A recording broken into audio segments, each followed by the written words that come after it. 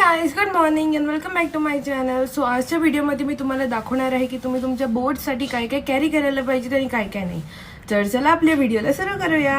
So सगळ्यात पहिले आपण सुरू करूया वॉटर बॉटल पासून. वॉटर बॉटल कोणती कॅरी करायची, तर तुमच्याकडे पिक्चर्सची वॉटर बॉटल असेल, बार्बीची असेल, कोणती पण कार्टूनची वॉटर बॉटल असेल किंवा कोणतीही दुसऱ्या कलरची असेल तर ती स्ट्रिक्टली नॉट अलाउड आहे.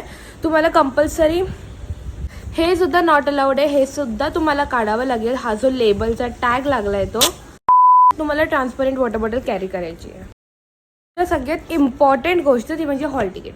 हॉल तिकीटमध्ये वरती लिहिलेलं असं तुमचा seat number, centre number and all, त्यामुळे तो खूप जास्त इम्पॉर्टंट आहे. अजिबात हॉल तिकीट लॅमिनेट करू नका. लांबून वाटत असेल की मला लॅमिनेट केलंय, बट मी याला लॅमिनेट नाही केलेला आहे. हा एक फोल्डर आहे आणि तुम्ही या फोल्डरमधून या हॉल तिकीटला काढू शकता. आता थर्ड इम्पॉर्टंट गोष्ट म्हणजे रायटिंग पेन.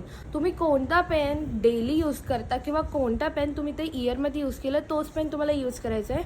उगाच आता बोर्ड एक्झामिनेशन आले आता तुमचे सगळे रिलेटिव्स पेन घेऊन देतील तुमच्यासाठी. एकदा हा पेन यूज करेन, दुसऱ्या पेपरला हा पेन यूज करेन, असं करू नका. कारण की जर तुम्ही तुमच्या डेली पेनला सोडून दुसरा पेन ट्राय केला तर तुमची रायटिंग स्पीड होईल स्लो.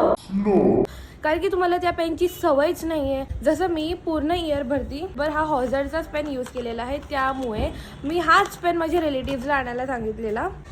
10 पीसेस आहेत या पॅकेटमध्ये. सो तुम्ही हा बाय करू शकता किंवा अकॉर्डिंग टू यू तुम्ही कोणता पेन वापरता, कोणता डेली वापरत आलाय तोच पेन वापरा. तिसरी गोष्ट म्हणजे स्केल तर तुम्ही कोणती पण वापरू शकता, कोणती पण घेऊन जाऊ शकता. मी ही स्टीलची स्केल घेऊन जात आहे. कारण का द रिझन वाय मी ती दुसरीवाली स्केल का नाही घेऊन जाते, कारण की स्टीलची स्केल आहे, याच्यात असं करा ही तुटणार नाही आहे. लास्ट इयर नाही, या वर्षी मी ऑलमोस्ट तसे 3 बाय केलेल्या. पहिली माझी हरवली, दुसरी माझी तुटली, तिसरीवरती तिन्ही स्केल माझी वाया गेल्यात. त्यामुळे मी ही वाली स्केल यूज करणार आहे. तुमच्यावरती आहे तुम्हाला कोणते वापरायचे. जर तुम्ही तिला हँडल करू शकता तर तुम्ही ती वापरा, नाही हँडल करू शकत तर तुम्ही ही घ्या जशी मी घेतलेली आहे. नेक्स्ट गोष्ट आहे transparent pouch. This is transparent pouch, ज्याच्यामध्ये तुम्हाला तुमचे pen, pencil, scale, eraser, sharpener etcetera सगळं ठेवायचं आहे. मोस्ट इम्पॉर्टंट थिंग ज्याच्याशिवाय तुम्ही तुमची एक्झामच नाही लिहू शकत, ती म्हणजे हा रायटिंग पॅड.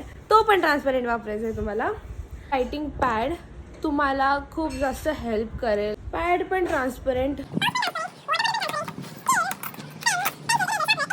ह्या सगळ्या गोष्टी तुम्हाला तुमच्या बोर्ड एक्झामिनेशनमध्ये कॅरी करायच्या आहेत.